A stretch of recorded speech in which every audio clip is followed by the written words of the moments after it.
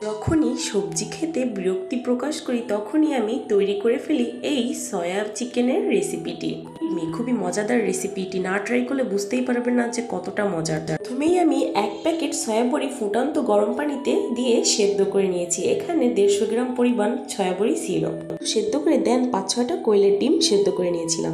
দেন 2টা পেঁয়াজ, 1টা রসুন, 1টা টমেটো, এগুলোকে কুচি করে তেলে হালকা করে ভেজে নিব ব্রাউন কালার করে। এরপর 400 গ্রাম সোনালী মুরগির মাংসে 1 টেবিল চামচ হলুদ গুঁড়া, 1 টেবিল চামচ মরিচ গুঁড়া, 1.5 টেবিল স্পুন জিরা গুঁড়া, 1 টেবিল চামচ লবণ, 1 টেবিল চামচ মুরগির মাংসের মশলা দিয়েছি। এরপর ভেজে রাখা এগুলোতে আমি আদা ফালি দিয়ে দিয়েছিলাম। দেন এগুলোকে ব্লেন্ডার করে নিব। তারপর প্যানে 2 টেবিল চামচ গাওয়া ঘি দিয়ে এতে আমি ছয়াগুলো ভালোভাবে ভেজে নিব ডিম সহকারে। 1/2 কাপ অয়েলে মশলা মেখে রাখা চিকেনগুলো দিয়ে দিব। তাতে আমি যে মশলাটা তৈরি করেছিলাম ব্লেন্ডারে তা দিয়ে দিব ভালোভাবে। দেওয়া হয়ে গেলে পানি দিয়ে দিয়েছিলাম 1.5 কাপ পরিমাণে।